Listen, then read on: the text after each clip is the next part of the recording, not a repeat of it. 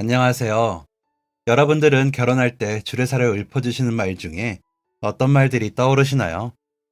마치 안 들어가면 서운하기라도 한 건지, 검은 머리가 흰 머리가 되도록 이라는 말이 어느 결혼식이나 나온 것 같은데요.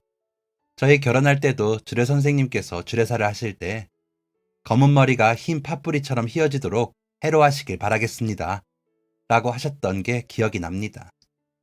그때 제 나이가 23살이었으니 35년 전 이야기네요. 다른 말보다 그 말이 유난히 귀에 박혔던 건 아마 제 마음이 공감을 하지 못했기 때문이지 않을까 싶습니다. 저희 친정아버지께서 어마어마하신 분이라 결혼에 대한 환상이 없었거든요. 저희 아버지는 말 그대로 처와 첩을 동시에 거느리고 사신 분이었기에 영원한 사랑이라거나 변치 않는 사랑 같은 건 애초에 있는 줄도 모르고 살았거든요. 저희 어머니의 친정, 저희 외가는 그 지역에서 대대로 내려오는 재산이 많아 소작을 주던 집이었다고 하더라고요. 그러다 세상이 변하고 전쟁을 겪으면서 약간 흔들리기는 했지만 그럼에도 저희 어머니는 양갈래로 머리를 묶고 고등학교를 다니던 꿈 많은 여학생이었답니다. 간호대학에 가 간호사가 되고 싶으셨대요. 학교 성적도 나쁘지 않았고 형편도 좋으니 그 꿈을 이루기는 어렵지 않을 것이라 생각하셨답니다. 하지만 어머니는 고등학교 졸업 후 외할아버지의 강력한 밀어붙임에 대학은커녕 맞선을 보느라 바쁘셨답니다. 외할아버지께서는 막내딸인 어머니가 본인 살아계실 때 출가를 시키지 못하고 돌아가실까 싶어 서둘러 시집을 보내려 하신 거죠. 어머니는 어디 도망이라도 갈까 싶었지만 차마 그러지는 못하셨다고 하시더라고요. 외할아버지께서 점점 나이 드시는 게 보였고 외삼촌들도 할아버지 말씀을 따르는 게 맞다고 하시는 통에 싫었지만 그냥 그런 줄 아셨다고 하더라고요. 외할머니께서는 아쉬워하셨지만 외할아버지의 결정이니 별 말을 못 하셨답니다. 워낙 고지식하고 가부장적인 외할아버지셨기에 차마 대학에 가고 싶다는 말을 못하고 고등학교 졸업하자마자 집안일을 익히고 배우며 틈틈이 선을 보셨대요. 하지만 번번이 마음에 드는 상대는 나타나지 않았고 오히려 어머니를 퇴짜 놓는 사람도 있어 결혼이 쉽게 이루어지지는 않았답니다. 그렇게 한 5번쯤 선을 보고 만난 것이 저희 아버지셨답니다. 저희 아버지도 저희 어머니와 별반 다르지 않은 사정이라고 하시더랍니다. 대학은 아니고 넓은 세상을 보고 살고 싶은데 집안 어른들께서 결혼이 먼저라고 성화라 선을 보고 있다고요. 어머니는 자신과 비슷한 아버지의 처지에 공감을 하며 말이 통한다는 생각이 드셨대요. 그러면서 대화를 하면서 마음에 열리게 되신 거죠. 그런 어머니에게 아버지도 마음이 생기셨는지 두 분의 결혼은 선을 본 지 3개월도 안 돼 치러졌답니다. 양가 어른들이 기다리던 결혼식이었기에 두 사람이 좋다고 하니 속전속결로 이루어진 것이었죠. 그렇게 저희 어머니와 아버지는 빠르게 진행이 된 결혼을 하고 처음 저의 친할아버지, 친할머니께 인사를 하는데 분위기가 이상하더랍니다. 그래, 어찌됐건 시집을 왔으면 이 집 귀신이다. 친정에서 어떻게 살았건 다 잊고 우리 집에 맞출 생각을 해라. 라는 싸늘한 말을 내뱉는 친할머니의 말씀에 어머니는 마른 침이 삼켜지더랍니다. 어머니가 그때까지 사시면서 처음으로 당해본 냉대라 어찌나 당황스러우신지 눈시울이 붉어지고 코끝이 찡해지는 게 느껴졌답니다. 그런데도 어른들 앞에서 차마 울지 못하고 참았다가 부엌에 들어가 몰래 우셨답니다. 그렇게 들어간 부엌에서 저희 친정어머니는 지금도 빠져나오지 못하고 계십니다. 일평생을 집안일 잘하는 게 제일 미덕이라고 믿으시며 사시게 된 거죠. 나이팅게일처럼 사는 게 소원이었던 소녀는 그저 부엌일과 청소, 각종 집안 대소사 챙기는 게 인생의 모든 것이 된 채로 60년 넘게 사시게 된 겁니다. 저희 친할머니의 시집살이는 동네에서 소문이 날 지경이었다고 합니다. 저희 외가와 형편이 비슷한 집이었기에 제사가 있거나 농번기에는 동네 아주머니들이 오셔서 일을 도우시고는 했는데 그때 저희 어머니가 친할머니에게 트집을 잡혀 혼나는 것을 본 동네 사람들이 혀를 차며 안타까워 하시더랍니다. 저희 어머니께 직접적으로 아유, 이 집 안방마님 깐깐한 거는 전부터 다들 알지. 그래도 밥은 안 굶으니 얼마나 다행이야. 라며 몇몇의 아주머니께서는 위로를 건네시기도 했답니다. 다들 어려웠던 시기인지라 그나마 넉넉한 형편에 집에서 사는 건 위안거리였는지 모르겠습니다만 어머니는 마음 한켠이 텅 빈 것 같으셨답니다. 그도 그럴 것이 결혼식을 끝내고 저희 아버지께서는 별 말도 없이 외박을 하셨고 딱히 일도 찾지 않으셨답니다. 그런 아버지를 친할아버지께서는 탐탁해하지 않으셨기에 며칠 동안 집에 들어오지 않은 아버지께 불호령을 내리기도 하셨답니다. 일을 찾지 않으면 돈도 안 준다고까지 친할아버지께서 선포를 하시고 나서야 아버지는 일을 찾는 척을 하시더래요. 그러면서 사업을 해야 하는데 돈이 없다면서 징징거리기 일쑤였고요. 사업체를 만드는데 드는 돈이라며 상당한 돈을 요구해가지고 가기도 하셨답니다. 그러면서 어머니와의 관계는 더 멀어졌고요. 결혼을 한 어머니는 결혼한 지 1년 3개월이 지나서 일주일에 3일 정도 집에 계셨다니 얼마나 서로 교감이 없겠어요. 그런 부부 사이에서 아이가 바로 생기지도 않았고 결혼한 지 2년 정도 되고 나서 임신이 되셨답니다. 처음엔 잠이 너무 쏟아져 앉아서 졸기도 했다고 하시더라고요. 어머니는 임신이라는 생각을 못 하시고 더 몸이 이상하다고만 생각을 하신 거죠. 그러는 사이 친할머니께서 아이 안 들어선다고 어찌나 구박을 하셨던지 저희 어머니는 남편도 없는 그 방에서 매일 밤 우셨답니다. 결혼한 지 얼마 안 된 새 신부가 남편의 빈자리를 더 크게 느꼈겠죠. 그런데도 어디에 말도 못하고 그저 참고 견디셨답니다. 그러다 시작된 입덧으로 임신인 것을 알게 된 어머니는 어른들께 알렸고 그제야 고된 시집살이에서 벗어날 수 있으셨답니다. 임신 기간에는 뭘 시키지도 않으시고 힘든 일은 다 빼주시더래요. 원래도 집에 일 봐주시는 분들이 계셔서 어머니가 하지 않아도 되는 일이기도 했기에 어머니가 좀 편해지신다고 티도 나실 일이 아니었던 거죠. 그렇게 조금은 편해진 생활을 하게 된 어머니 곁에는 여전히 아버지가 안 계셨대요. 사업 핑계를 대며 밖으로만 돌고 돈 떨어지면 들어와 남편이랍시고 어머니를 들여다보는 척 하신 거죠. 어머니는 그런 아버지에게 아무 말도 하지 못하고 들어오시기라도 하면 다행이다 생각을 하셨답니다. 친할머니가 너가 아들만 턱하니 낳아봐라. 아범이 그렇게 밖으로 돌지 않는다. 너가 하기 나름이야. 라며 어머니에게 이야기하셨기 때문에 어머니는 그저 아이가 아들이기만 바라셨답니다. 배가 점점 불러와 친정 나들이가 하고 싶었지만 아버지가 안 계시니 가보지도 못하신 거죠. 아무래도 외할머니가 해주시는 음식도 드시고 싶고 출산 준비도 하고 싶으셨겠죠. 그런데도 시어른들 눈치가 보여 친정에 다니러 간다고 말도 못하고 속으로만 앓으셨답니다. 아이의 태동이 느껴져도 함께 그 기쁨을 나눌 수도 없고 그저 조심하라는 어른들 말씀에 거동만 힘겹게 하고 계셨답니다. 그런 어머니께 친할머니는 너는 팔자 좋은 줄 알아라. 나 같은 시어머니가 어디 있니? 임신했다고 일도 못하게 해주고 편히 지내라 봐주는 시어머니가 세상 천지에 어디 있겠니? 내가 임신했을 때는 그런 거 하나도 못 받아봤다. 그러니까 아들만 낳아. 아들만 낳으면 돼. 라고 하셨대요. 그래서 밤마다 비셨답니다.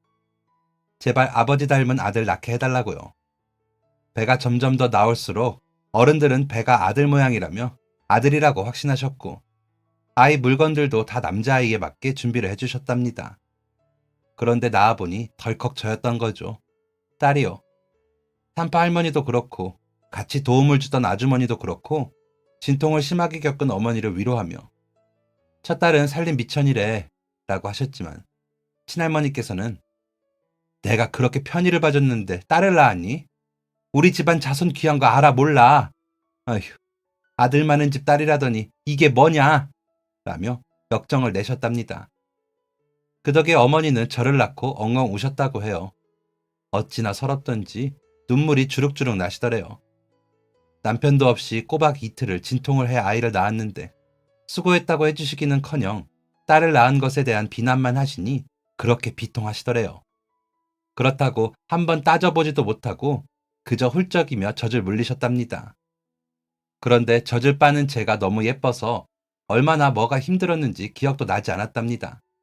그저 우리 딸은 예쁘고 귀하게 키워서 어머니가 못한 간호사의 꿈을 이루게 하시겠다고 생각하셨대요. 그렇게 저는 세상의 한쪽으로 치워진 채 어머니의 사랑을 받게 된 거죠. 그런데 아이를 낳았다는 이야기를 들은 아버지가 제가 태어나고도 열흘이나 지나서 오셨답니다. 그러다 저를 처음 보시고는 자식이라고 예쁘긴 하셨는지 전 먹을 때 빼고는 안고 계시더래요. 그러더니 한동안 집에서 안 나가시더랍니다. 아버지가 곁에 계시니 친할머니도 말씀을 덜 하시고 어머니께 잘 오시지도 않으시더래요. 그러면서 저는 아버지, 어머니와 함께 가장 행복한 시간을 보냈던 것 같습니다. 어머니께 들은 바로는 그때가 저와 아버지가 보낸 시간 중 가장 긴 시간이었다고 하더라고요. 어린 시절 제 기억 속의 아버지는 항상 세련되고 정갈한 분위기를 가진 분이었던 것 같습니다. 하지만 곁에 계셔주시거나 하지는 않으셨습니다. 매번 나가시면서 일 때문에 바빠서 나가는 거라고 하셨기에 같이 있자고 조르지도 못했죠. 그저 혼자 서운해 할 뿐이었습니다. 그러던 어느 날 제가 6살쯤 되었을 때 아버지는 웬 사내 아이를 아는 여자를 데리고 대문을 넘어 집 안으로 들어왔습니다. 거의 한 달 만이었다고 하는데 여자는 사나운 얼굴로 인상을 쓰며 여기저기 둘러보던 게 제 기억 속에 있습니다. 어찌나 인상을 쓰고 여기저기 기웃거리던지 어린 제 눈에도 이상하게 보였거든요. 할아버지, 할머니 앞에서야 겨우 웃던 여자는 저희 어머니에게는 콧방귀를 끼며 민수 씨가 제가 아들을 낳았으니 당연히 본가에 들어와야 한다고 해서요. 형님으로 모실게요. 라며 웃더랍니다. 어머니는 저를 잡은 손을 부들부들 떨며 참고 있는데 친할머니는 아들이란다 아들.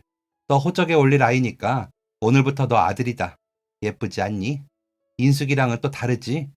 라며 그저 좋아하시면서 그 여자를 위한 방을 만드셨답니다. 아버지는 그런 상황에서도 미안한 내색 없이 둘이서 아이들 잘 키워봐. 나는 바깥일 하느라 바쁘니까. 라며 벌렁 누워 콧노래를 부르더랍니다. 그 여자는 콧소리를 내며 아버지 곁에 앉아 아양을 떨고 우는 그 여자 아들을 업고 달래느라 어머니는 정신이 없으셨답니다. 그 날부터 아이는 어머니 차지였습니다.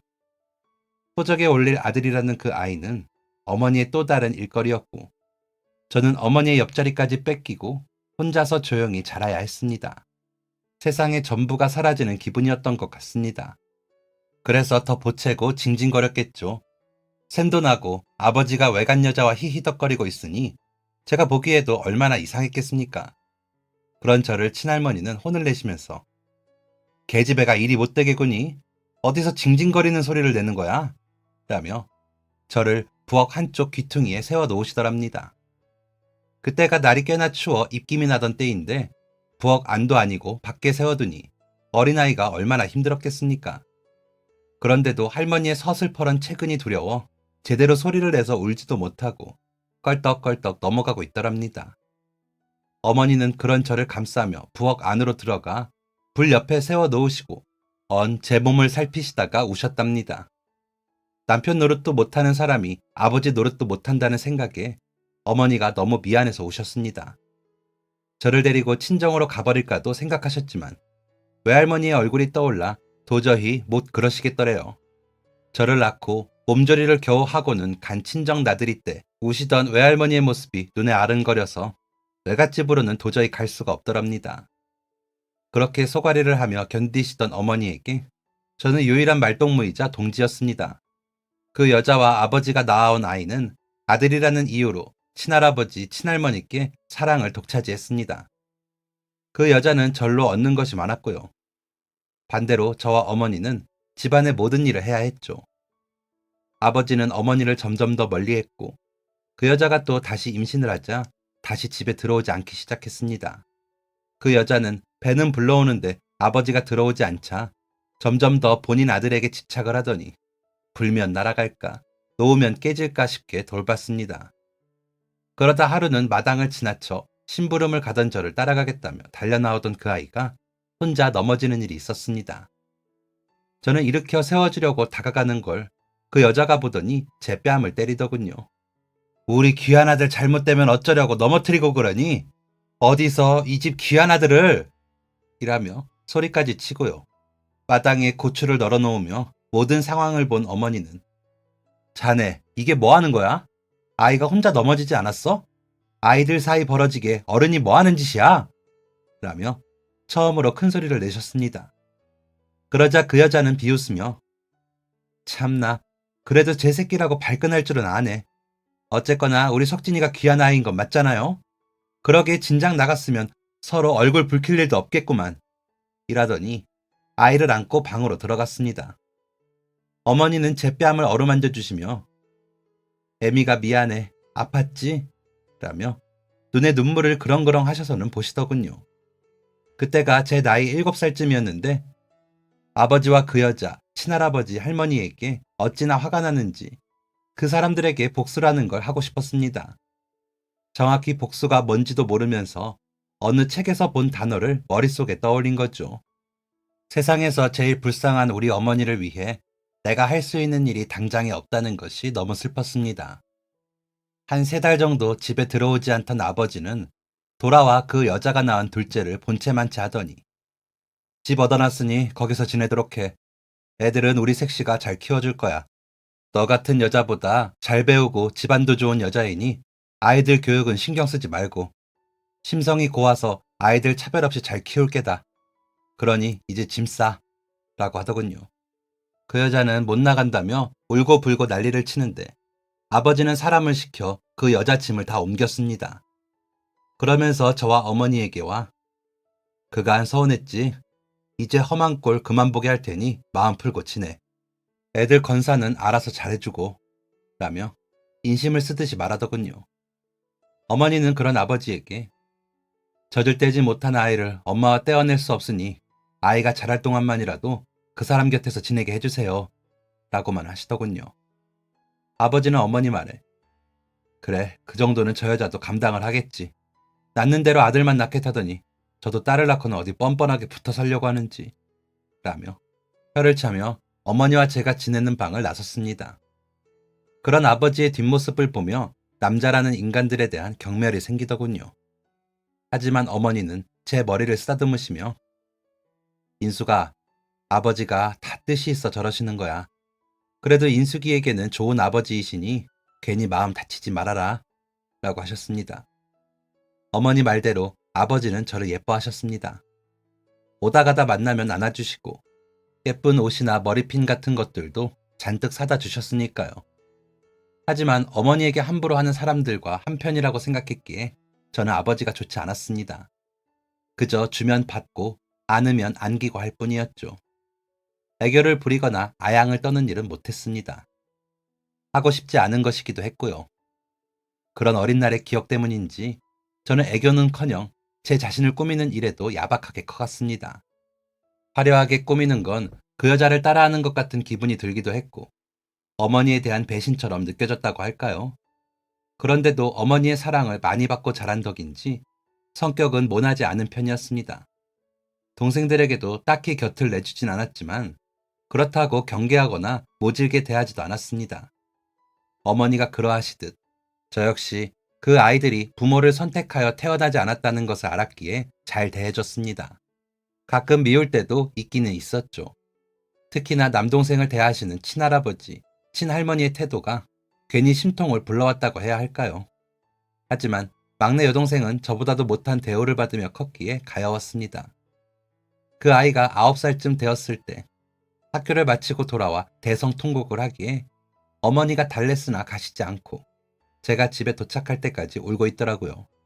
친할머니께서는 어디서 계집애가 담장 밖으로 울은 소리를 나게 울어? 내쫓아버려라! 라며 화를 내고 계셨죠. 그래서 제가 안고 얼른 제 방으로 가 조용히 물어보니 어떤 아줌마가 자기가 친엄마라며 찾아왔다는 겁니다.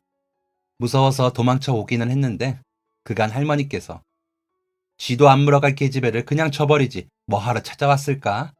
라거나 아비가 인심이 좋아 내치지를 못하고 끼고 사는 게 밥만 축낸다 라고 하던 소리가 마음에 걸렸던 모양이더라고요. 그러면서 언니 나는 정말 좋았어? 엄마가 달라? 라며 묻는 그 아이에게 다른 말은 못하고 주워오기는 황새가 놓고 갔어. 뚝 떨어지는 걸 아버지가 잡아서 아이라고 웃는 걸 언니가 봤어. 라고 하며 달래주었습니다. 차마 그 아이에게 너희 엄마가 첩질을 하다 쫓겨나고 너희만 큰어머니가 키우는 거라고 말할 수가 없더라고요. 나쁜 건 어른들인데 어린아이가 상처받고 이용당하는 것이 안타까웠습니다. 그러면서 나는 그래도 우리 어머니 자식이라 다행이구나 하는 생각이 들고 나니 남동생까지도 불쌍하게 느껴졌습니다. 그래서 그날 이후 삼남매가 특별할 것 없이 지냈던 것 같습니다. 가끔 그 여자는 동네 어귀를 어슬렁거리다 아버지에게 쫓겨나고 친할머니께 쫓겨나고는 했습니다. 어머니께서 혼잣말로 그러게 왜 남의 집 첩을 살아서는 이라며 하시는 걸 부엌 일을 도우러 갔다가 몇 번 들었거든요. 아버지는 막내 여동생이 태어나고 돌아오시고는 다시 집을 나가시진 않으셨습니다. 나중에 안 일이지만 외할아버지께서 외삼촌들에게 재산을 나누어 주시면서 어머니 몫으로 좀 떼어 주셨나 봐요. 그러면서 우리 딸 귀하게 키웠네. 눈에 눈물 흘리게 하지 말아줘. 라고 하셨다 하더라고요. 그 말을 제게 전하시던 막내 외삼촌의 붉은 눈이 아직도 선명합니다. 외할아버지 장례에 갔다가 그 말을 들은 어머니는 거의 일어나지를 못하시고 우셨습니다. 형편 좋은 집에 짝을 맺어주고 잘 사는 모습을 보고 싶으셨는데 고된 시집살이와 방황하는 남편을 만나게 한 마음의 짐이 크셨는지 돌아가실 때도 막내 효순이 가끔 들여다봐 줘라 라고 하셨답니다. 그래서 큰 외삼촌이 아버지를 불러 외할아버지의 유산을 주며 함께 사업을 하자고 제안하셨고 아버지는 자연히 집을 나가지 않게 되셨던 겁니다.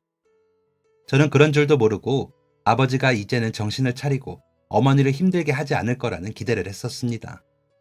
하지만 매일 집에만 들어올 뿐 어머니에 대한 태도는 달라지지 않더라고요. 동생들은 외할아버지의 장례를 계기로 본인들이 어머니의 자식이 아닌 것을 확신하고 있더군요. 어머니가 저만 데리고 장례에 다녀오셨으니까요. 하지만 키운 정이 있는 건지 모간하게 굴거나 어머니를 힘들게 하진 않았습니다. 저는 어머니와 약속한 대로 간호사가 되기 위해 공부를 열심히 했습니다. 꼭 어머니가 못다 이룬 그 꿈을 저라도 대신 이루어드리고 싶었죠. 하지만 어머니께서는 제가 고2가 되던 해에 아침상을 차리러 부엌에 들어가셨다가 쓰러지시고는 못 일어나셨습니다. 병원에서 2달을 버티셨는데 끝내 의식이 돌아오지 못하고 떠나셨습니다. 저는 그 상실감에 무기력해지고 말수는 더 줄었습니다. 그렇게 몇 주를 지냈던 것 같습니다.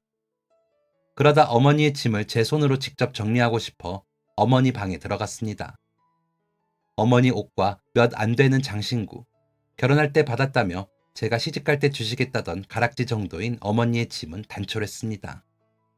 남들은 부잣집 며느리이니 뭐가 많을 거라 생각했겠지만 정말 너무 적은 옷가지에 적은 짐들이었습니다. 그 속에 여러 권의 공책이 있어 펼쳐보니 온통 제 걱정뿐인 어머니의 일기였습니다.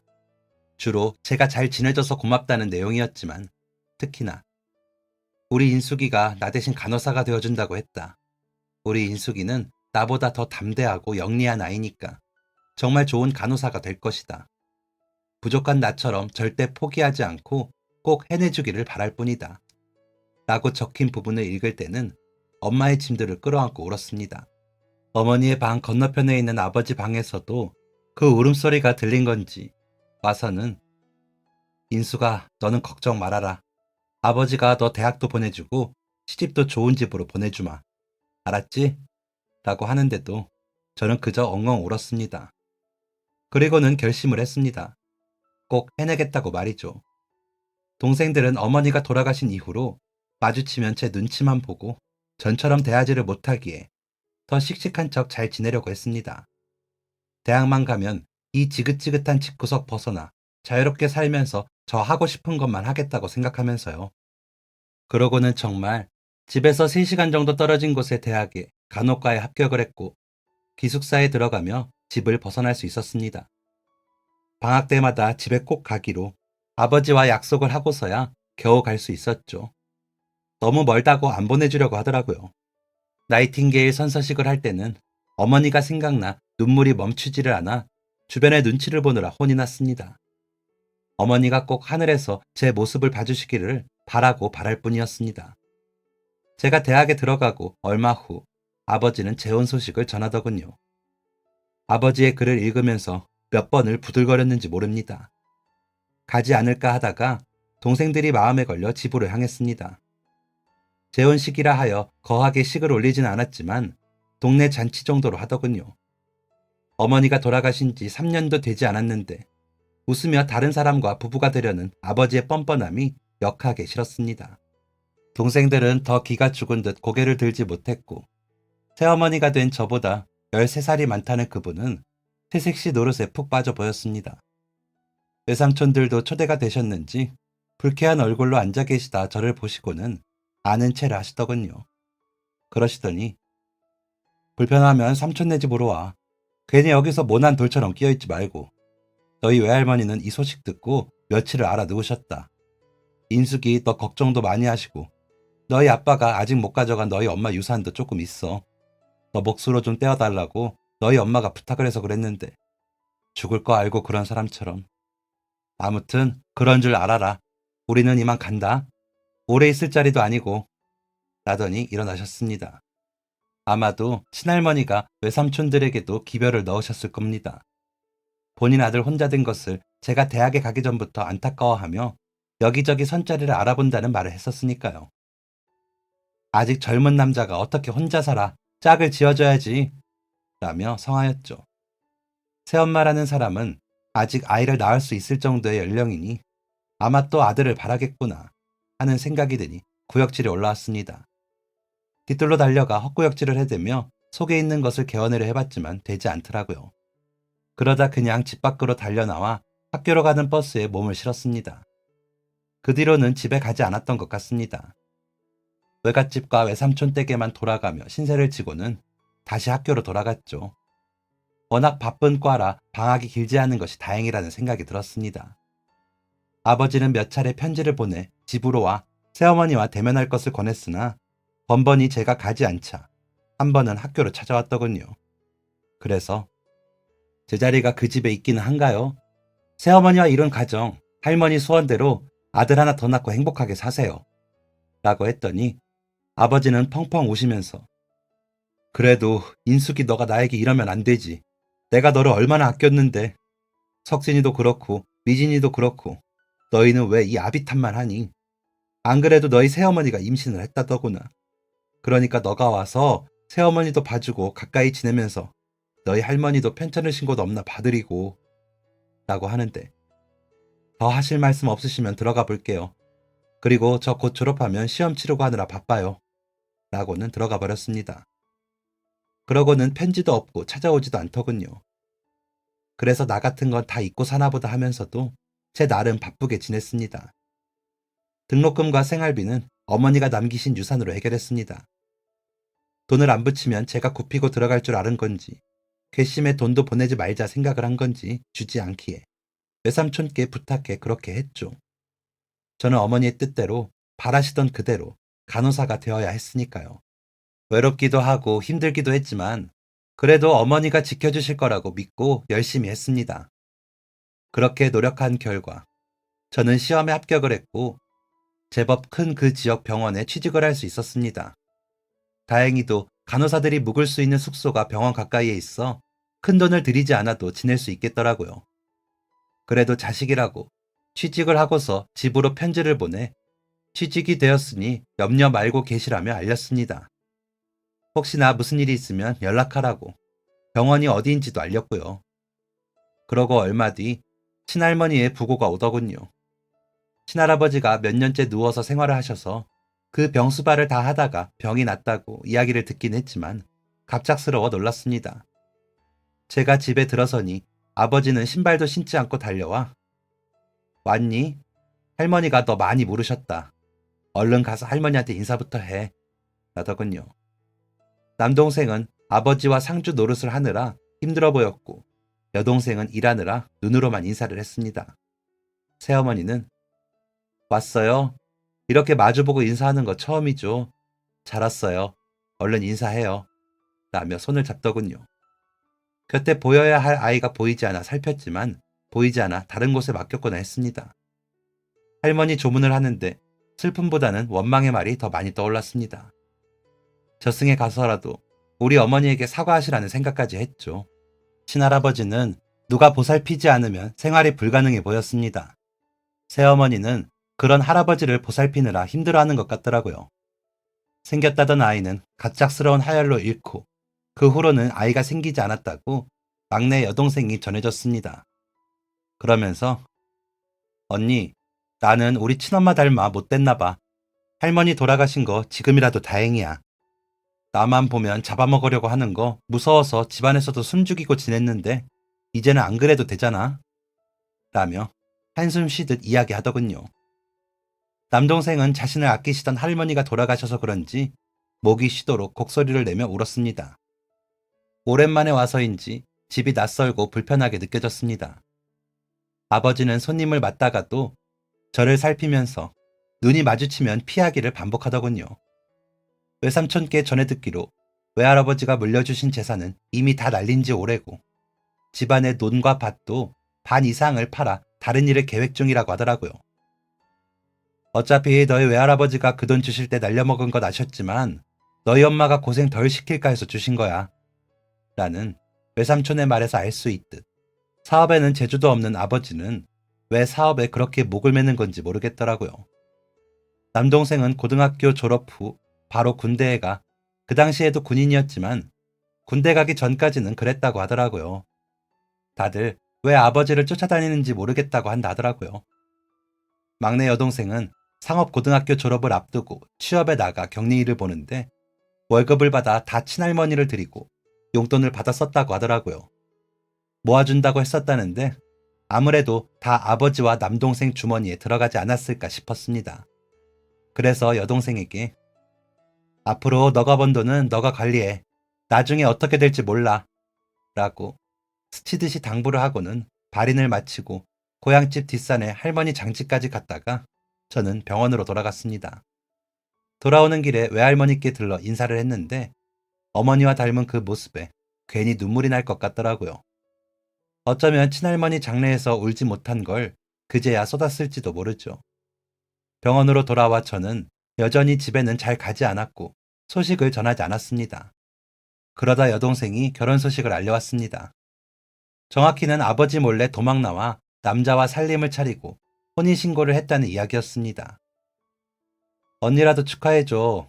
좋은 사람인데 아버지가 너무 반대해서 어쩔 수 없었어. 라는 그 아이에게 뭐라고 할 말이 없더군요. 그래서 뭐 필요한 건 없니? 모아놓은 돈은 있고? 라고 물었지만 여동생은 그저 없어. 언니, 나 열심히 살 거야. 나중에 놀러와. 라더니 전화를 끊더군요. 부모의 정도 제대로 받아보지 못한 아이라 남편한테라도 예쁨 받고 살기를 바랐습니다. 하지만 그 아이는 얼마 뒤 전화를 해서는 언니, 나 돈 좀 빌려줄 수 있어? 내가 급하게 쓸 데가 있어서 그래. 3개월만 쓰고 갚을게. 라는데 목소리가 떨리더라고요. 그래서 너 사는 주소 불러봐. 언니가 좀 가보게. 석진이랑 아버지는 너 어디 사는지 모르지? 언니만 갈게. 라고 하자. 언니, 내가 일 다니느라 집이 엉망이야. 나중에 오고 내가 급해서 그러는데 돈 좀 먼저 보내주면 안 돼? 라고 하기에 30만 원 정도를 보냈습니다.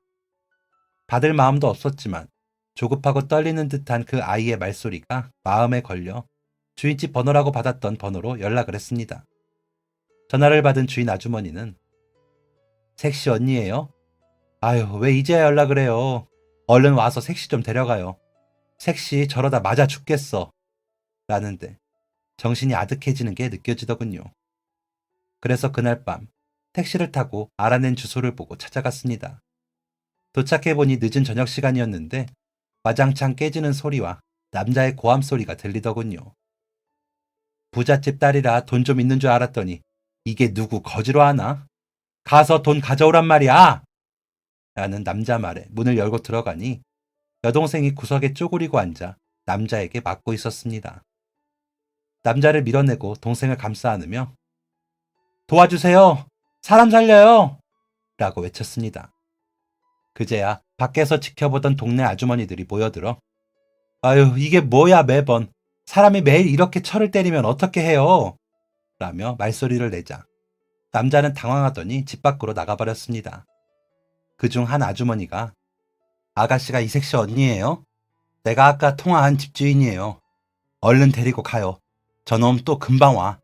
어디라도 가서 피난시켜. 얼른! 이라고 하시더라고요. 그래서 짐도 챙기지 않고 동생부터 데리고 그곳을 빠져나왔습니다. 동생은 멍하니 아무 말도 않고 있다가 제가 됐어. 이제 다 잊고 지내자. 언니가 언니네 외삼촌 댁으로 데려다 줄게. 이리저리 아시는 분들이 많으니 도와주실 거야. 혼인신고는 정말 했니? 라고 물으니 고개를 저으며 아니 쓰기는 했는데 내지는 않았어.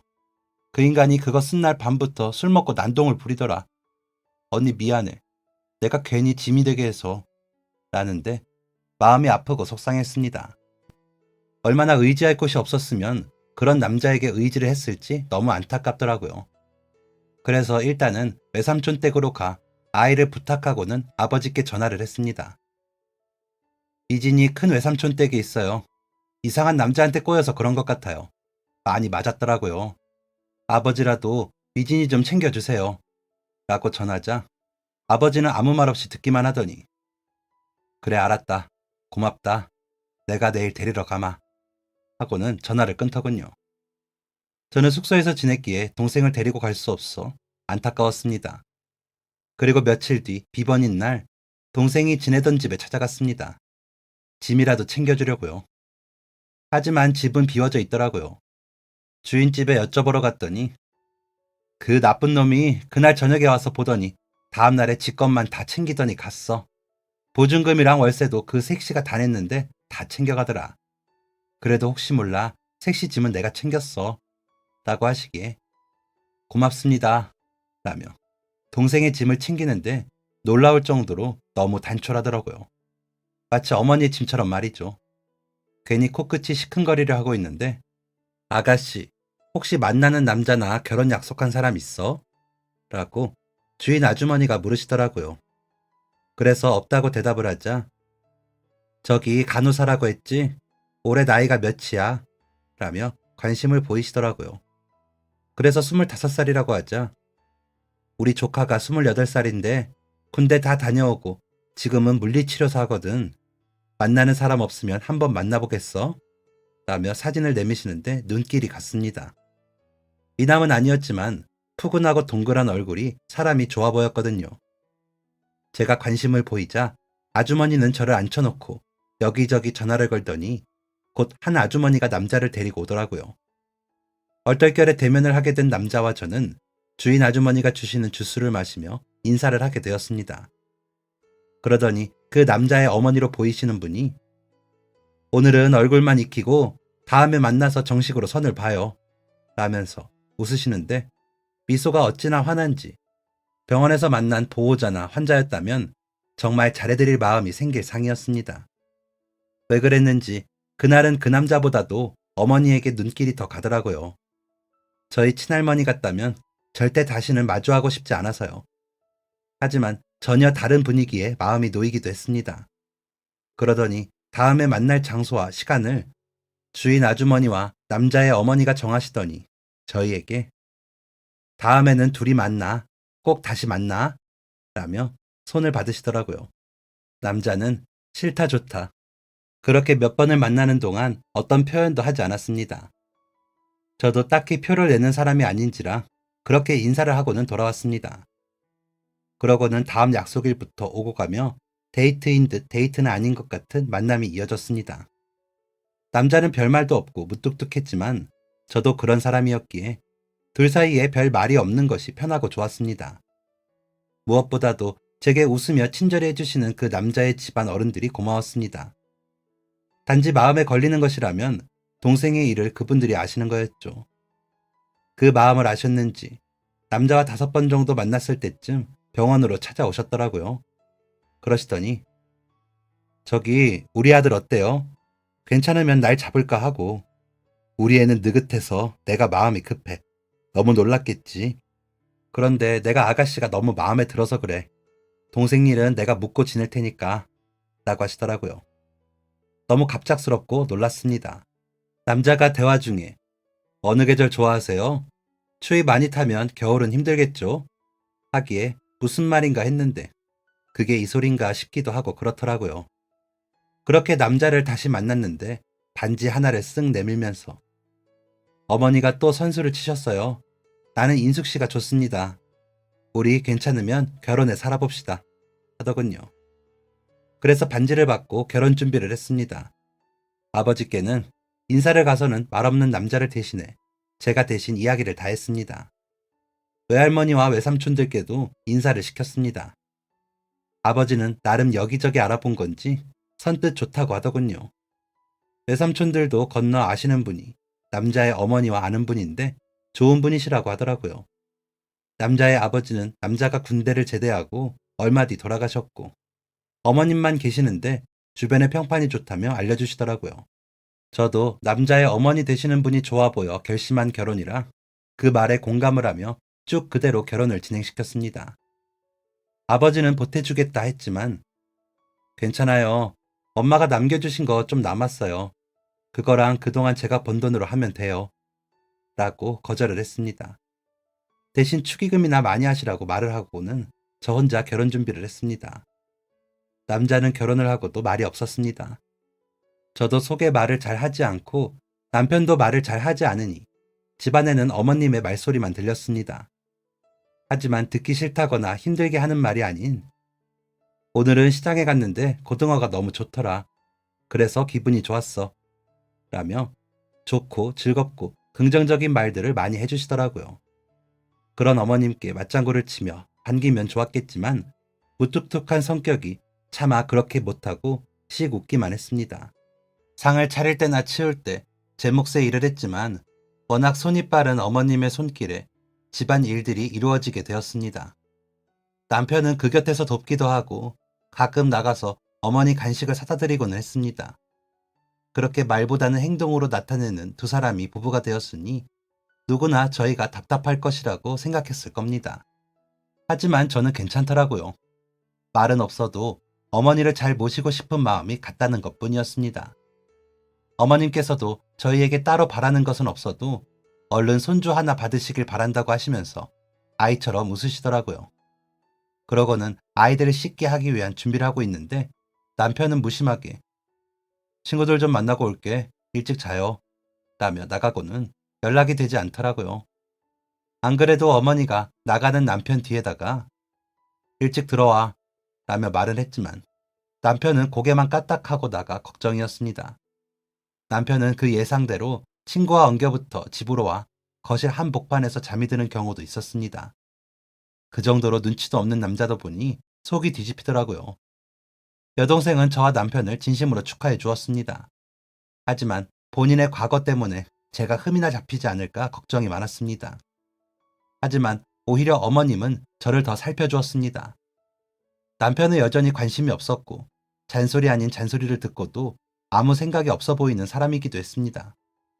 저희 부부가 아이 셋을 낳은 것이 신기하다 소리가 날 정도였죠. 아이 셋을 낳고 기르면서도 아버지 노릇을 하기는 했지만 아이들을 예쁘다 안아주거나 애정을 쏟지도 않았습니다. 어머님이 일을 하는 저를 대신해 아이들을 봐주셨죠. 정말 어머님이 안 계셨으면 저희 부부는 결혼 생활을 할 수조차 없었을 것 같습니다. 결혼한 지 얼마 안 되어 돌아가신 외할머니 때문에 제가 눈물을 흘리며 슬퍼하자 아이고 얼마나 애가 끓을까 많이 울어 그래야 가시는 분도 편하게 가시지 라며 달래주시더라고요. 남편은 별 말도 없는데요. 그런데 저희 아이들은 저와 남편을 닮지 않았는지 이런저런 이야기를 해주는 이야기꾼이었습니다. 아마 할머니만 저희 어머님과 자란 덕이었겠죠. 저희 부부는 아이들이 가끔 엄마랑 아빠는 둘이 외출할 때 무슨 말해요? 라고 물어볼 정도였으니 할 말 다 했죠. 어머님이 그런 저희 부부 사이에서 엄청 노력을 하시고 계신 것을 그때나 지금이나 다 알고 있습니다. 어색한 걸 넘어 이야기도 자주 하지 못하기도 했고요. 그렇게 마음을 잘 표현하지 않는 저희 부부가 마음을 닫은 채로 열지 못하는 것이 어머님께서는 안타까우셨던 것 같습니다. 아마 그런 어머님의 노력들이 없었다면 아이들도 안 생겼을 겁니다. 그런데도 직접 말하기보다는 선물로 마음을 전하고 남편에게도 가끔 선물을 하고는 했습니다. 하지만 남편은 옷 한 번을 사주지 않았고 그런 행동들을 귀찮아하더군요. 그래서 일단은 저 혼자 선물하고 내색은 안 하는 식으로 지냈습니다. 일단은 그렇게 지내기로 했는데 그게 어느새 결혼 30주년이 지나게 되더군요. 다정하게 손 한 번을 잡던 법이 없이 시간만 흘렀습니다. 무심한 남편은 결혼 기념일이라든지 제 생일이라든지 한 번을 챙기는 법이 없었습니다. 아이들 생일까지 못 챙기니 할 말 다 했죠. 본인 생일과 어머니 생일밖에 모르는 사람이었으니까요. 그러려니 하고 살았습니다. 병원에서 승진을 해도 수고했다는 말 한마디 없던 사람에게 바라지도 않았습니다. 그런데 기함을 할 만한 일이 일어나고 말았습니다. 남편이 저에게 합의 이혼을 원한다고 내용 증명을 보냈더라고요. 갑자기 이게 무슨 일인가 싶어 어머니께 보였는데 이미 아신 건지. 아유, 이제 나도 힘들다. 그만하자. 너가 싫다는데 어쩌니. 아이 셋 다 이제 성인이고 제 가정 이루고 있으니 그만하자고 하더라. 나도 이제 그만 좀 편해지고 싶다. 내가 편히 앉아 밥을 먹은 적이 언제인 줄 아니? 우리 이제 그만하자. 라고 하시는데 가슴 깊은 곳에서 배신을 당했다는 마음에 화가 나고 일어나며 의자를 콱 발로 차 넘어뜨렸습니다. 어머님은 그날부터 제게 모질게 구셨습니다. 남편은 보이지 않는 것을 보니 집에 들어오지 않고 있었고요. 남편의 그런 무심함을 넘은 비겁한 자세에 그나마 있던 정도 떨어지더라고요. 정말 다시는 함께하고 싶지 않을 정도였습니다. 아이들도 아빠 진짜 너무한다. 나중에 할머니한테만 연락할까봐 라고 할 정도였습니다. 아이들은 제 짐을 옮겨주는데 저 30년 결혼 생활의 끝에 남은 짐이 이거라는 게 아쉽더라고요. 그렇게 내가 싫을까 싶어 눈물이 찔끔 나기도 하고요. 표현을 못해 말하진 못했지만 그래도 부부로 살아온 적이 있을 거라 믿은 제가 바보 같았습니다. 아버지가 그 여자를 데리고 들어오던 장면과 겹쳐지며 다른 여자가 생겼기에 저러는 거지 싶어 자존심도 상했고요. 그렇게 이혼을 하고 한 3달은 정신이 멍해지고 가슴이 갑갑하고 하더라고요. 그런 마음을 달래러 다니던 병원이라도 옮겨볼까 하여 전에 제안을 받았던 병원에 인사팀과 만남을 가지러 갔습니다. 노인 질환으로 유명한 병원이라 제 나이와도 맞기도 할 것 같아 마음이 움직였거든요. 인사팀과 긍정적으로 이야기를 나누고 병원을 나서는데 멀리서 걷는 두 사람이 어디서 많이 본 뒷모습이더군요. 어머님과 남편이었습니다. 어머님이 편찮으신 건가 싶어 쫓아가 물어볼 요량으로 뒤를 따라갔는데 치매 클리닉 앞에 서서 대기를 하고 있는 겁니다. 얼른 달려가 어머님 어디 아프세요? 치매 클리닉에는 왜 오신 거예요? 라고 물으니 사색이 된 어머님은 바닥에 주저앉아 눈물을 닦으시며 내가 아니라 애비가 치매란다.